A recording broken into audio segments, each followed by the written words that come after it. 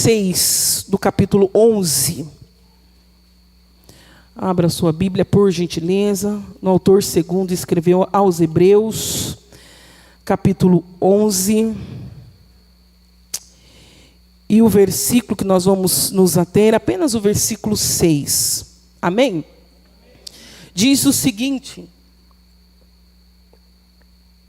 ora, sem fé é impossível agradar a Deus, porque é necessário que aquele que se aproxima de Deus creia que Ele existe e que é galardoador dos que o buscam.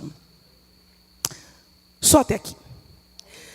Meus amados, quando nós estamos em uma roda de irmãos que professam a mesma fé, a tendência é falarmos das coisas de Deus. E uma das coisas que talvez sejam mais frequentes, e a partir da minha experiência, é: o que agrada a Deus? Olha, eu estou fazendo de tudo para agradar a Deus. Nossa, eu estou no caminho de agradar, na rota para agradar o coração de Deus. E quando se fala de agradar a Deus, automaticamente as pessoas falam: agradar a Deus é obediência. Obediência agrada a Deus. Não, agradar a Deus é ter um coração sincero. Não, agradar a Deus é honrar pai e mãe, papai e mamãe. Não, agradar a Deus é respeitar o meu cônjuge. Não, eu respeito o meu cônjuge. Porque quando entra ali naquele grupo dos rapazes da firma, conteúdos impróprios, eu não aperto play. Eu descarto. Por mais que o pessoal diga: acessa, é bom, rapaz, acessa. Não, eu agrado a Deus quando eu excluo, digo: não, esse conteúdo não edifica a minha alma e desonra a minha esposa. Eu digo não. Isso é uma forma de agradar a Deus. Não, eu agrado a Deus na caminhada, servindo a Deus com os meus talentos, com os meus dons. Enfim, vai saindo, vai surgindo várias ideias de como agradar a Deus. E está tudo certo. Obediência agrada a Deus, fazer o bem agrada a Deus, um coração contrito e arrependido, esse o Senhor não despreza, agrada a Deus, está tudo certo. Mas o autor aos Hebreus nos dá uma informação maravilhosa sobre como agradar a Deus de uma forma direta e assertiva. Nós vimos aqui no versículo 6, que sem fé é impossível. O que, igreja? Agradar a Deus.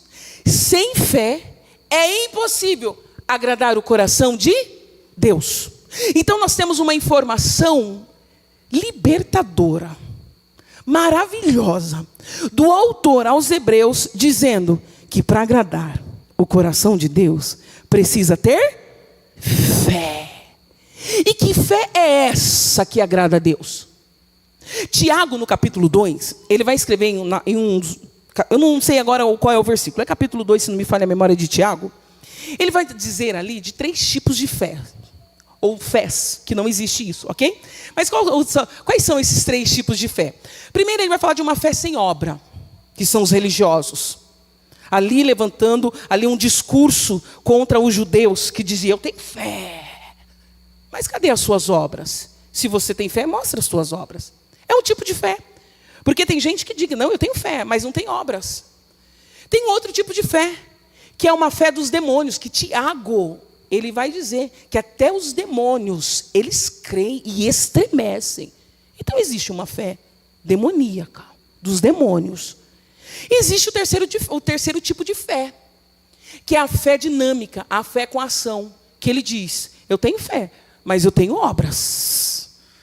Então isso caminha junto. É uma fé que tem o quê? Uma dinâmica, não é uma fé parada.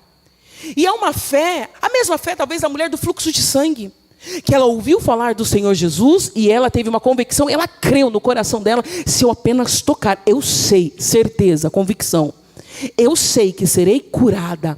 Isso que o autor aos Hebreus vai dizer no versículo 1 do mesmo capítulo, dizendo: ora, a fé é o firme fundamento das coisas que se esperam e a prova das coisas que não se vê. A mulher do fluxo de sangue, ela apenas ouviu, mas não só a mulher do fluxo de sangue. Podemos pensar também em uma fé dinâmica de Ruth. Ruth, quando olha para Noemi, diz: onde tu for, eu vou. Onde tu repousar, eu repouso também. Agora o teu Deus é o meu Deus. Que a gente pode entender uma ideia do quê? Que Noemi falou de um Deus de Israel, mesmo em Moabe. Falou e ela creu de alguma maneira. Teve uma convicção: eu estou contigo, bora lá. É para onde que eu vou? É para Belém? Não tem pão? Mas tem o quê? O teu Deus é o meu Deus. Ela dá uma resposta baseada a uma possibilidade, porque no livro de Ruth não fala que Noemi, vem comigo, não fala que Noemi evangelizou Ruth, mas é uma resposta que podemos pensar que vem a partir de um conhecimento. O teu Deus, sabe o teu Deus, Noemi? Agora é o meu Deus, eu vou contigo. Uma fé em dinâmica, bora lá. Talvez uma fé como a mulher cananeia, que vai atrás de Jesus e ela permanece. Aquela mulher demonstra uma resiliência muito grande. A resistência que tem, quem tem resiliência, de resistir aos obstáculos. Quais são os obstáculos? Do próprio Jesus, ignorada por Jesus. Outro obstáculo, dos discípulos: deixa essa mulher. Não escuta essa louca gritando. Louca é por minha conta, ok? Essa mulher está disfuncional, está gritando demais. Mesmo assim, ela continua gritando porque ela tinha uma causa. Povo de Deus, quando nós temos uma causa, isso faz toda a diferença para a nossa jornada de vida. Causa está muito ligada ao propósito. Não é a ideia hoje falarmos sobre isso, mas que o Senhor, o Espírito Santo, te dê uma causa. Nós já temos, é o Evangelho, aleluia. É por isso que nós não negociamos a palavra de Deus por nada. Não negociamos a palavra de Deus por nada. Então, nós vamos ver então a mulher cananeia com uma causa. Então ela enfrenta os obstáculos, desenvolve o que hoje eu posso chamar de resiliência naquele episódio. Ela vai e grita, e o Senhor fala, e não é bom que dá o pão para os cachorrinhos, e, enfim, cachorrinhos comem das migalhas. Vocês conhecem a história. O que essa mulher teve, a mulher cananeia? Ela foi com convicção: eu preciso falar com Jesus da minha demanda, ou a minha demanda. Um desespero, a convicção que eu sei, é Jesus que tem a resposta para essa necessidade. Eu creio. E onde eu vou? Em Jesus. Talvez a fé de Raabe. Raabe, nós sabemos que ela dá um testemunho acerca de Deus de Israel, dizendo: as pessoas, eu vou usar as minhas palavras, as pessoas estão tremendo aqui, está todo mundo com medo, porque sabemos, estamos escutando, e a partir do escutar desenvolve a fé de Raabe. As pessoas estão escutando que o seu Deus é o Deus do céu, o Deus da terra, um Deus que pode tudo. E se esse Deus pode tudo, como estão falando, eu estou com vocês. O que precisa fazer? Esconder os espiões? Vem comigo, minha casa vai ser esconderijo agora de homens deste Deus, que agora eu creio que Ele é governo de todas as coisas. Ou que Ele governa todas as coisas. Deu testemunho de alguém que desenvolveu no campo das emoções fé, convicção, certeza.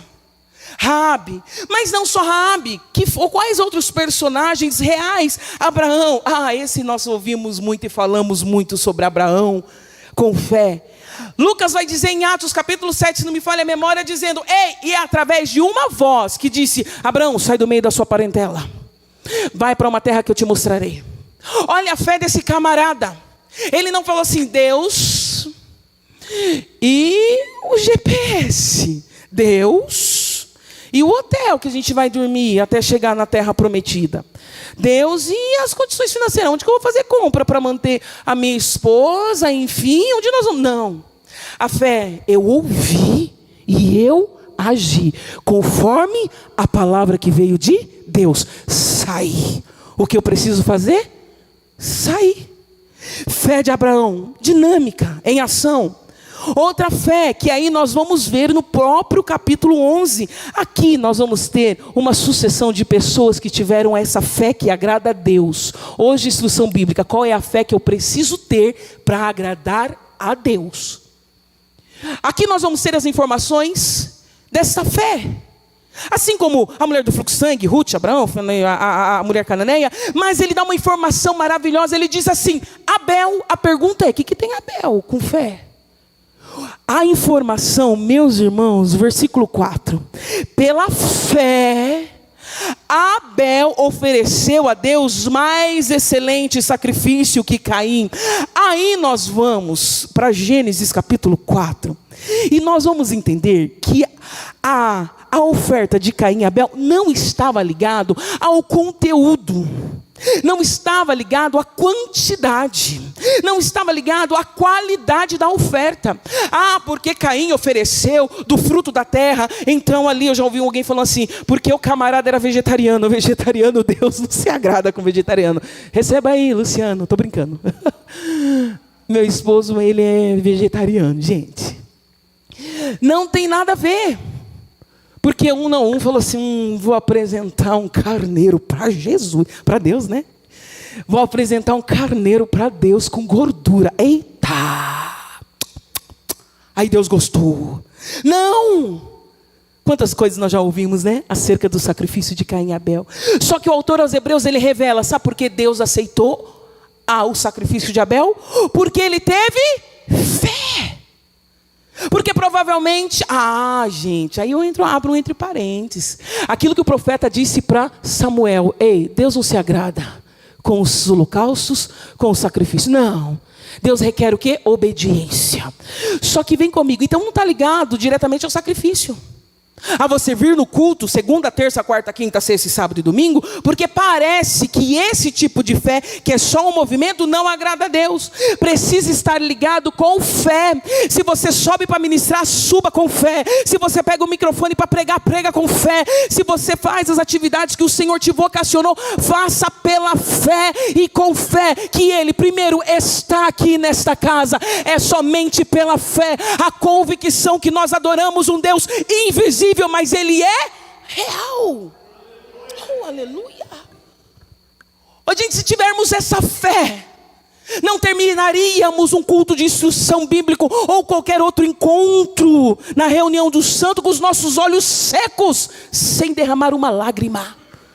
Vem comigo, ter a certeza que Deus está aqui, usando somente um vaso que está nas mãos dele, ainda sendo moldado, e dizer: eu tenho fé que é Deus que usa essas cordas vocais, eu tenho fé que é Deus que fala comigo, eu tenho fé que Ele está presente. Nós estaríamos aqui de joelhos dobrados dizendo: Senhor, eu te adoro, Senhor, eu te glorifico, Senhor, continua falando comigo, Senhor, eu entrego tudo a Ti. Se tivéssemos esta fé, teríamos hoje uma noite de sono de justo. E não ficaríamos em uma insônia, dizendo: Deus, o que vai ser amanhã? Deus, o que vai ser amanhã? O que vai ser amanhã? Senhor, eu me deito e durmo, porque sei que o Senhor está comigo.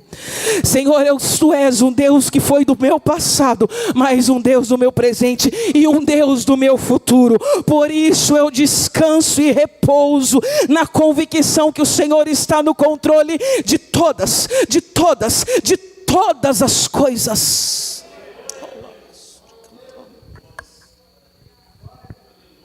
Se tivéssemos fé, a entrega do ofertório seria talvez diferente. Se tivéssemos fé, o dedilhar dos nossos dedos em um instrumento de corda seria diferente, porque eu estou tocando para aquele que é criador de todas as coisas, o criador dos céus e da terra, aquele que pelo poder da tua palavra, Ele criou tudo que estava em caos, em cosmos, aquele que tem todo o poder, é ilimitado. Gente, vem comigo, construa isso. Se tivéssemos essa fé de Abel, entregou, mas entregou com fé. Eu não sei como foi essa dinâmica, se ele chorou, ou se não ele era mais introvertido, independente do temperamento, nós temos a informação. Ele teve fé. O que agradou a Deus não foi o fruto da terra e a carne com Não. Foi a fé que ele depositou na entrega do sacrifício, na entrega da oferta. Eu deposito fé nisso que eu estou fazendo. Fé. Vamos continuar aqui nessa galeria. Não vamos falar de todos, porque aqui o autor, ele vai falar de Enoque, ele vai falar de Noé, ele vai falar de vários, inclusive de Raabe, que eu acabei de citar. Mas eu quero para o versículo 13 com vocês, que isso me chama muito a atenção lendo esse capítulo. Olha esses homens que permaneceram em fé. Versículo 13: todos esses morreram na fé, sem terem alcançado as promessas. Vocês já ouviram aquele louvor? Eu não morrerei enquanto as promessas não se cumprirem. Quem tem promessa de Deus não morre. Aí vem o autor dos Hebreus e fala: então, esses homens, tudo que vocês leram, eles morreram antes de alcançar a promessa. Sangue de Jesus tem poder, pastor. Não, sangue de Jesus tem poder não, vão bem comigo. Parece que eles morreram sem alcançar a promessa. Será que eu vou morrer antes de... Calma o teu coração. É que essa promessa que o autor aos Hebreus ensina era na esperança, na espera, melhor dizendo, de Jesus, o Messias. Eles morreram sem antes ver o cumprimento da promessa. Jesus.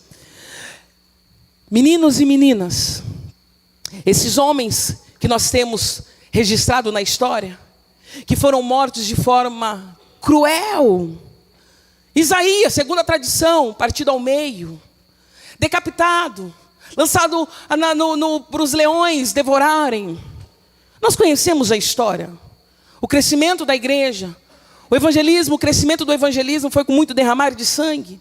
E mesmo assim eles não negaram a fé, morreram, decapitados, açoitados, e tudo que a gente conhece da história, e permaneceram em fé.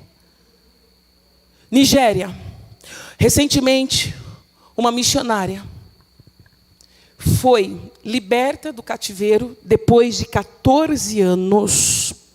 Ela foi pega pelos extremistas e foi pega grávida e ficou todos esses anos. Eu acho que foi em 2014, ela foi libertada há pouco tempo.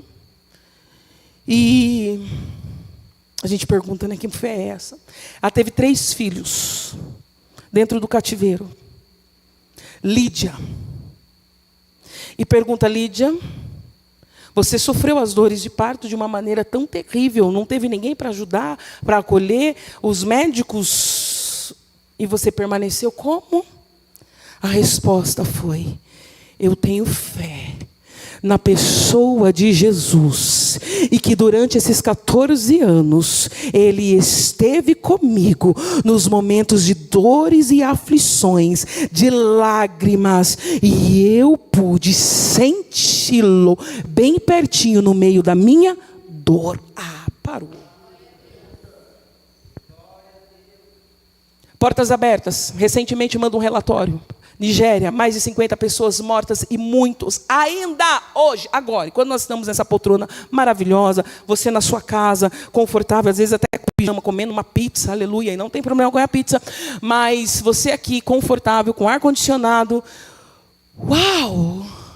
Enquanto agora, tem irmãos nossos que estão sequestrados pelos extremistas na região do Congo. Acompanhe Portas Abertas, é um ministério muito sério, vale a pena, porque eu olho cada notícia que chega, cada boletim que chega, eu olho e falo: Deus, aumenta a minha fé. Deus, o que eles viram que eu ainda não vi, o que eles experimentaram que nós ainda não experimentamos. Eu tenho falado para a comunidade lá genuína em Sumaré, que nós temos o privilégio, eu e meu esposo, de falar: enquanto estivermos aqui, nós precisamos ter maturidade espiritual. E a maturidade espiritual, ela parte do caminho da fé, que é eu tenho fé, mas eu não tendo, eu também tenho fé. Os dias são maus. E Deus vem buscar uma noiva que o adore, que crê, uma noiva crescida. E para isso nós precisamos ter fé. Porque, gente, o cenário está ficando cada dia pior. Daqui a pouquinho é a gente duvidando da volta de Jesus. Duvidando, por que um Deus tão bom permite isso? Por que Deus, daqui a pouco você está entrando nesse ciclo do autoquestionamento, da presença, da onipotência, da onisciência de Deus. E isso abala a tua fé. Então nós vamos aprender que fé é essa que agrada ao Senhor. Uau, fé dessa nigeriana? Fé da mulher do fluxo, de Ruth, Abraão, da mulher cananeia, de Abel? Que fé é essa que agrada ao Senhor? Cris, mas tudo bem, eu tenho fé. Mas e aí, como estão as coisas na sua casa? Porque é gostoso a gente falar que tem fé, enquanto a gente está aqui. Tem fé, está tudo certo, já pagou suas contas, está apertadinho agora final do mês, mas o salário vai cair dia 5, depois dia 10. Está tudo controlado, uma casa confortável, está tudo certinho, pegar teu carro, ir embora, as crianças com saúde. Mas e quando vem os revés, as reviravoltas da vida? Quando chega o diagnóstico, pá,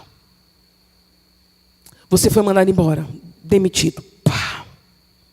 O esposo olha para a esposa e diz, não quero mais esse relacionamento, ou vice-versa. Ou quando não ouviram, não te enxergaram no meio da multidão, porque você tem um chamado e não reconhecer o teu chamado. E você está, Deus, eu estou há quantos anos te servindo e o chamado? Então, e quando não chama? Os revés da vida. E o filho rebelde? Você criou nos caminhos do Senhor, escola dominical, fez jejum, resposta de oração, e hoje ele está levantando outras bandeiras dizendo, eu não quero professar a mesma fé que você, papai, e você, mamãe. É revés da vida. Adolescente numa fase transitória, que é difícil lidar, porque tem todas aquelas reações dos neurotransmissores, a mudança, enfim, bioquímica, enfim, todas essas mudanças. E os desafios dos pais, porque eles estão sendo engolidos pelo sistema, por tudo aquilo que está sendo ensinado na escola, enfim. E talvez você esteja dizendo, meu filho foi gerado debaixo de oração, e hoje ele está assim. Revés da vida. Talvez não teu filho, outras coisas, a empresa, problemas do dia a dia que nós enfrentamos, e não estamos isentos disso. O sol é para o justo e para os injustos. A chuva recai para os justos e para os injustos. Ficamos doentes. Que fé é essa? Que nesse momento do revés, da frustração, da decepção, continuaremos adorando. Cris, então me explica isso melhor. Então, quando está indo tudo muito bom, é fácil de falar, mas quando vem os revés, é muito difícil falar, Deus, eu creio. Levantar as tuas mãos para o céu com a mesma intensidade nos momentos bons. Abrir os teus lábios e agradecer a Deus nos momentos, quando você está nos momentos bons, dizendo, Senhor, muito obrigada. Senhor, muito obrigada. Aí vem os revés. Senhor, Felipe Jansen vai falar de um livro, eu acho que foi dos anos 80. Os decepcionados com Deus. Quantos decepcionados com Deus dentro dos revés da vida? Das coisas que não deram certo. E que fé é essa? Como permanecer em fé, Cris? Mesmo com a reviravolta da vida, com os nãos, aí está a chave. Para uma maturidade espiritual, o que precisamos nutrir a nossa alma como verdade. Primeiro, não deixar a alma no governo, porque a alma é a psique, sede das emoções. E a sede das emoções, ela tem um vírus chamado pecado. Esse vírus, como diz Nietzsche, a alma, poucas coisas que a gente fala de Nietzsche, mas isso parece que foi Nietzsche, foi assertivo. Ele diz que a alma é um fio condutor do corpo. O corpo é resultado da queda. A nossa alma, sede das emoções, ela tem a inclinação, o princípio de prazer, como diz Freud, nas coisas ruins. Freud não vai falar das coisas ruins, vai falar do princípio de prazer. Mas nós sabemos que a inclinação da nossa alma para as coisas ruins. A alma tem esse vírus chamado pecado. E se você der vazão para esta alma, pode ter certeza que no culto de quinta-feira tu não vem. Por quê? Tu está cansado. A alma vai mandar uma informação dizendo, vai para casa. Vai domingo para a igreja. Quinta-feira, para o culto. Mas se é uma partida de futebol, estou brincando. Eu lembrei agora. Nos dias de culto pode, sem culto pode, né, benção? Mas se é vou pro campo de futebol assistir lá, sei lá, ou um churrasco, ou um casamento, ou uma festa, a alma, ela se empolga e se arruma. Peraí, passa na minha casa, eu saio de serviço, tomo um banho, conta comigo. Principalmente se é uma sessão de cinema e você ganhou 100% o conjunto com a pipoca, aleluia. Aí você fica motivado. A alma gosta dessas coisas. E deixa eu falar da alma, não tenho tempo. Para falar das informações, da reação do nosso cérebro. Mas é rapidinho. Porque, estou preocupada com o tempo. Vem comigo. Nosso cérebro ele tem um registro, que os neurocientistas eles já afirmam esse campo do nosso cérebro. Ele tem um registro de informação e fica alojado. O que eu chamo de alma, os neurocientistas falam das reações bioquímicas do cérebro e que manda essa informação para aquilo que a gente está pensando, sentindo e tudo mais. Mas vem comigo, para não ser chato. Tem um registro no cérebro. E o cérebro ele é um músculo, e um músculo preguiçoso. E quando nós temos uma informação no nosso cérebro, ele registra como verdade, qualquer pensamento ou desejo é acionado essa nossa reação do nosso cérebro. Como assim, Cris? Para ser didático, vamos lá. Um exemplo que eu sempre dou nos encontros de mulheres. Vou dar aqui para vocês. Por exemplo, eu olho para o presbítero Jorge, não conheço. Eu olho e falo assim, gostei desse homem. Gostei desse rapaz. Gente, eu tive assim, meu santo bateu com ele. Não sei o que é essa coisa de santo, né? Porque a gente sabe, enfim. Mas tem crente que anda nessa. Meu santo bateu com ele. Gostei. Aí eu olho para o pastor Pablo e digo assim, ai gente, não gostei desse homem. Tem uma coisa assim, ó, que não vai. Deixa eu dar uma informação para você, crente. Isso não estou falando de discernimento espiritual. Isso é outro caminho, outra coisa. Discernimento espiritual e natural é outra coisa, ok? Não estou falando de discernimento, porque realmente às vezes nós temos discernimentos, ok? Mas estou falando da simpatia, do não gostei. Comprovado. Quando eu olho para o presbítero Jorge e gostei de graça, é porque eu tenho um registro de que ele se parece com alguém que passou já na minha vida de uma forma muito positiva. Ou um professor que foi legal, ou alguém que somou para a minha vida, um tio, um irmão. Aí eu olho, o que tem o registro? Olha, é semelhante a alguém. Então, tudo isso daqui é segundo, gente. Olhei, gostei. Por quê? Ele me traz uma sensação boa. É alguém que eu conheço, porque tem uma informação no meu cérebro, que é uma pessoa muito parecida com ele, isso de uma forma inconsciente para os psicanalistas, ok? Eu não fico assim, lembrou o meu tio, por isso que eu gostei. Não, isso é uma reação, ok? E aí quando eu olho para outro e não gosto, que eu dei o exemplo do Pablo, eu olho, automaticamente me traz um registro do quê? Alguém que passou na minha vida e não gostei. Alguém que talvez foi um professor difícil, alguém que me machucou, que me feriu, eu olho e falo, não gostei. É um registro no cérebro dizendo, ele parece alguém que te machucou lá no passado. Então, às vezes, nós temos isso. E isso, voltando para o campo da alma, tem aquela tendência de falar assim, não gostei, então, de fulano. Não, mas quem governa nós não é mais a alma nos governava. Agora, quem governa é o Espírito. Se eu olho para ele e gosto, mas se eu olho para ele e não gosto, eu vou desenvolver uma empatia, sim, porque é pelo Espírito e não aquilo que eu estou sentindo. Vocês estão comigo? E outras informações, por exemplo, o cérebro. Domingo, depois do culto, depois do almoço, eu durmo. Eu preciso tirar o cochilo. O que meu cérebro entende? Comeu, você vai dormir.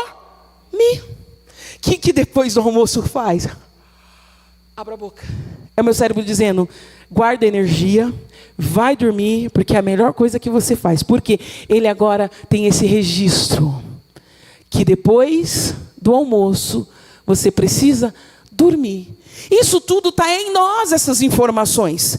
Por isso que eu abro esse entre parênteses para dizer agora, meus irmãos, que nós não estamos sendo movidos pelaquilo que nós estamos sentindo. Porque se isso passar a existir em nós, tem muitas coisas que Deus fala para fazer e é óbvio que nós vamos falar não. E dentro do campo que nós estamos hoje debruçado, pensando em fé, Se sua alma, se você der vazão para a sua alma, meu querido, você vai ver o cenário atual e vai dizer: o Senhor me deixou, o Senhor esqueceu de mim. Mas nós não somos o povo que vimos, aliás, que cremos naquilo que nós estamos vendo. Nós somos um povo que acreditamos naquilo que nós não estamos vendo, mas que está no controle de Deus. Ele sabe de tudo e o que eu estou passando tem um propósito. Hernandes Dias Lopes, ele vai dizer uma coisa que eu gosto demais. É uma informação para a tua alma. O sim e o não vindo da parte de Deus para nós é a mesma coisa. Se Deus fala não, mas vem de Deus, é a mesma coisa dele falar sim. Portas serão abertas e portas serão fechadas. E se as portas abertas e as portas fechadas vêm da parte de Deus, nós glorificamos porque sabemos que Ele sabe de tudo. Quantas vezes nós queremos arrombar portas que Deus está fechando, ou que Deus fechou, mas nós queremos. E Deus fechou e disse não. Maturidade espiritual, exercer uma fé que agrada a Deus. Senhor, é isso, mas seja feita a tua vontade. É sim, amém. É não, amém.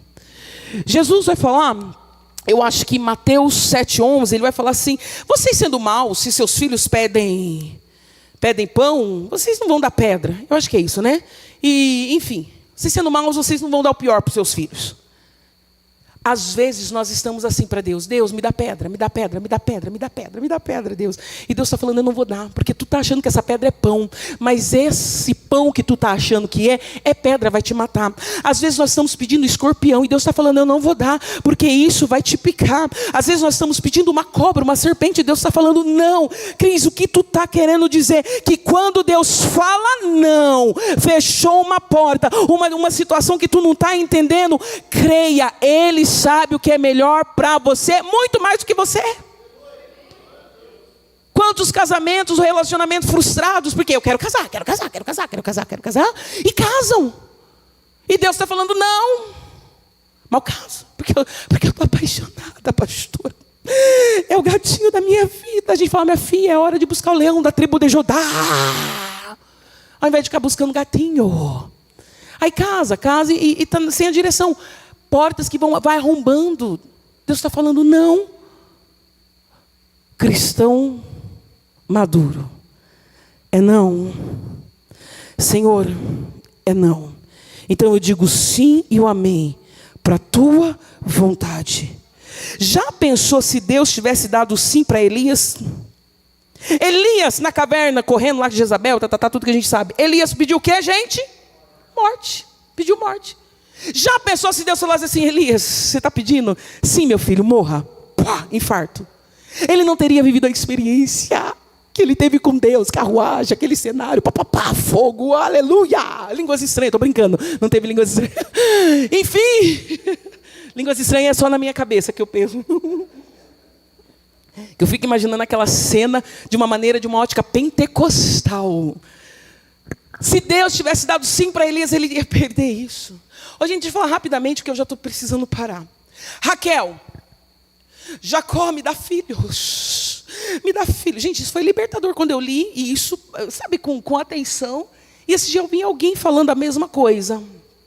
Eu não sei quem, mas eu ouvi alguém falando. E Raquel, me dá filhos. Ali a ideia é o plural, filhos. Me dá filhos, me dá filhos. Fala para Jacó: se você não der filhos, eu morro. Diz a palavra que Jacó, irritado, ele diz: porventura sou eu Deus para dar vida? Ele dá uma resposta assim para... Imagina como o camarada não estava, imagina como Raquel não estava. Eu quero filho, eu quero filhos, eu quero filhos. E aí ela tem filhos. Mal sabia ela que o que ela estava pedindo ia gerar morte. Talvez se ela tivesse descortinado aquele futuro e entendesse que o segundo filho, porque ela não pediu um filho, ela pediu filhos. E o segundo filho foi o resultado da morte dela. Tá, tem tudo aquilo da idolatria que ela escondeu. E Jacó diz que morra aquele que pegou. E aí a gente entende isso também. Mas vem comigo. Olha a dinâmica dessa mulher. Se ela soubesse que ela ia morrer no parto de Benjamim, ela não iria falar: me dá filho, senão eu morro. dá filho, senão eu morro. Morreu. Meus irmãos, nós precisamos entender que em alguns momentos Deus vai falar não. Em alguns momentos não vai vir o socorro. Em alguns momentos não vamos ter respostas. Em alguns momentos o ímpio vai receber a promoção do serviço e você não.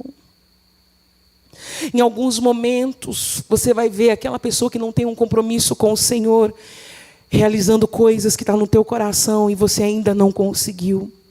Só que nós não vamos ficar na cadeira de Asaf, dizendo, o ímpio prospera, Deus. Agora eu que sou teu servo, eu jejuo, vou no monte, oro, dou dízimo, de quinta eu estou na igreja, de domingo eu estou na igreja. Deus, não. Deus, tu me sondas e me conheces. Tu sabes dos meus caminhos. Tu que me teceste no ventre da minha mãe e antes de sair, tu já me chamou e me vocacionou, então ele sabe de tudo. Crente maduro quer exercer uma fé que agrada a Deus?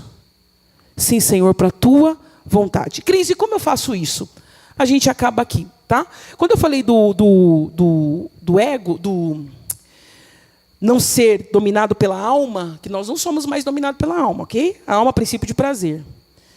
Na alma, nós temos dificuldade para receber os nãos. Eu acho que foi Lacan que ele fala que o nosso ego, ele não está preparado para ter frustração, é por isso que você fica de bico quando alguém te critica. Não está preparado para competição, aliás, para perder, né? Para competição a alma tá, e ela sabe fazer isso muito bem. Não está preparado para negatividade. A nossa alma, que é o nosso ego, para os psicanalistas, esse ego, ele não está preparado. Então nós somos guiados pelo Espírito. Cris, e como eu faço isso? Meus irmãos, a resposta para que você tenha uma fé que agrada ao Senhor, alinha os teus sonhos com os sonhos dEle. E procure viver os planos e os sonhos dEle. Porque os teus sonhos, às vezes, serão frustrados porque não está alinhado com os sonhos de Deus. Quem já ouviu aquilo? Liga aqui na terra. Ouviu não, está na palavra. Mas aquilo que liga na terra, liga aqui para ligar nos céus. Não liga nos céus, não liga no céu se aqui não estiver alinhado com Ele. Deixa eu me explicar melhor. Está ligado aqui na terra, é ligado no céu. Mas é ligado aqui na terra aquilo que já foi ligado no céu. Tudo que pedires, Jesus disse, Cris, crendo, recebereis. Mas recebereis para glorificar o Pai. Tudo que pedires em meu nome, em oração, crendo, recebereis. Puxa, Cris, eu posso pedir? Pode. Mas vai ser atendido? Não sei. Cris, e como eu posso ficar ainda glorificando, adorando a Deus? É você dizendo, Senhor, seja feita a tua vontade. Alinha os teus planos com os meus planos. Porque quando o céu está alinhado com aqui na terra, as coisas avançam. Porque antes de eu falar, o Senhor já liberou no céu. Então, Senhor, eu vou viver os teus propósitos, eu vou viver os teus sonhos. Frustra os meus sonhos. Eu quero viver os teus sonhos. Porque quando vivemos os sonhos de Deus, nós começamos a desenvolver aquilo que já foi desenvolvido no céu. E a resposta, quando pedires em oração, será sim, porque foi nutrido no céu e compartilhado com você. Cris, e como eu faço isso? Buscando a Deus, relacionamento com Deus, nutrindo a tua alma com as coisas do Espírito. Como está o teu devocional? Como está o teu momento de comunhão com o Senhor? O seu nível de oração, a leitura bíblica, como está? Só de quinta e domingo para você dizer não para a tua alma é insuficiente. Para nos momentos de dificuldade, passar adorando ao Senhor, glorificar. Cris, mas eu vou chorar aqui. Eu não estou levantando uma bandeira de que você vai ser super-herói. Não. E aí se coloca de pé porque meu horário já foi. Vem comigo, se coloca de pé. Não. A ideia não é... Cara, eu sei que tudo que eu estou vivendo... Tá, não. Igreja, nós vamos chorar. Como Jesus chorou no Getsemane. Vamos chorar como Ele chorou, olhando o túmulo de Lázaro. Vamos chorar. Vamos chorar. Vamos chorar. Só que não vamos parar e ficarmos no choro. Ah, Deus, se vitimizando. Não. Eu vou chorar. Eu vou orar. Eu vou buscar. Mas se é Deus que está fechando, eu vou dizer, Senhor, se possível, afasta. Mas contudo, seja feita a tua vontade. Sabe que Jesus, aliás, Paulo vai dizer, e eu encerro aqui aos Filipenses, quando fala que Jesus se esvaziou de si mesmo. Gente, ali é uma coisa maravilhosa. Tivemos hoje, enfim, falando sobre a igreja em Filipe, como foi construída, a exortação de Paulo. E ali é ele dando uma lição para o povo que estava em Filipenses, que estava ali, tinha a ver com orgulho, enfim, com muitas coisas que Paulo precisava corrigir. Ele falou assim, aprenda com Jesus. Qual é o movimento de Jesus? Ele se esvaziou. E assumindo forma de homem, ele esvaziou dele por inteiro. Aquela humilhação, o inteiro, esvaziou-se por inteiro. Como pode um Deus, em toda a tua glória, vir agora habitar num ventre de uma mulher, sendo 100% Deus e 100% homem, e ter que aprender as primeiras palavras, ter que ouvir da mãe dizendo, Emanuel! Oh, gente, cabe isso na nossa cabeça? Não cabe, né? Não cabe. Tem coisa que não cabe e não é para caber mesmo. Porque somos limitados. O que precisamos aprender é quando nós nos esvaziamos de nós. De nós. Nosso ego, nossa vaidade, nosso orgulho, nosso desejo. Aí recebemos tudo que vem de Deus. E assim fica muito fácil. Aliás, não muito fácil, deixa eu me corrigir. Fica um pouquinho mais fácil para continuar adorando, mantendo a fé em ação, mesmo nos momentos de dificuldade. Amém, meus irmãos? Vamos orar, que eu tenho que parar por aqui.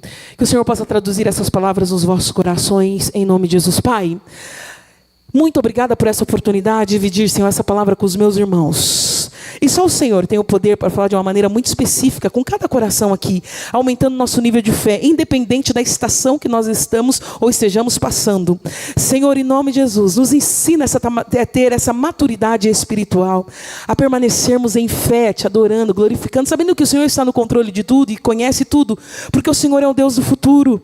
Muito obrigada pelos seus nãos. Quantas orações tolas nós já fizemos, ó Pai. E obrigada, porque se o Senhor tivesse atendido as nossas orações, não estávamos aqui te adorando e bendizendo o teu nome. Senhor, muito obrigado, e continua, Senhor, nos ensinando de forma didática, maravilhosa, graciosa, porque os seus nãos também é a manifestação do teu amor por nós. Senhor, muito obrigada. Quantos livramentos nós tivemos, ó Pai, nós temos por conta dos seus nãos. Senhor, e nos momentos difíceis que nós não entendemos, aumenta a nossa fé, que os louvores e adoração não saiam dos nossos lábios. Pai, muito obrigada, e que a cada dia possamos crescer na graça e no conhecimento para continuarmos glorificando o teu nome. E a igreja concorda com essa oração dizendo? E as salvas de palma glorifica a Deus.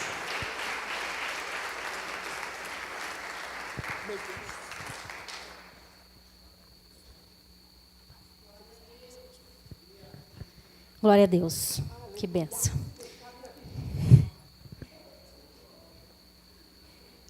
Vamos, já que estamos de pé, vamos orar pelo ofertório. Amém? A Cris é uma bênção.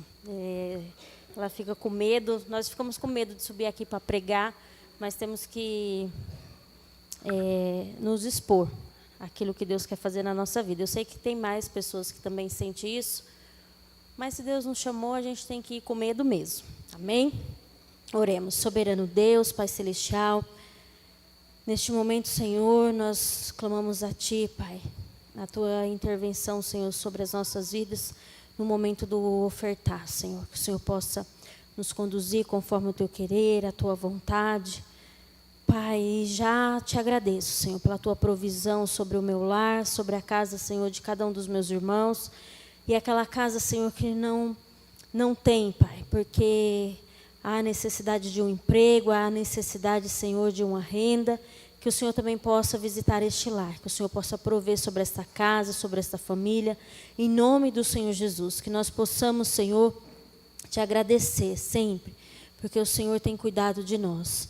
Que nós possamos, Pai, louvar e engrandecer o Teu nome pela Tua bondade, Senhor, para com as nossas vidas. Nós temos enfrentado dias difíceis, já enfrentamos dias muitos mais difíceis financeiramente, Pai. Não aqui na igreja, mas cada família tem o seu dia de luta, o seu dia de trabalho, aonde sai para ganhar o seu pão de cada dia, e muitas das vezes tem a preocupação com um boleto, tem a preocupação com algo, mas o Senhor nos tem sustentado. Até aqui tem nos ajudado o Senhor. Obrigada, Pai, pela Tua grandeza, pela Tua bondade. E cuida, Senhor, de cada família, de cada lar, de cada emprego dos nossos irmãos, de cada empresa, Pai.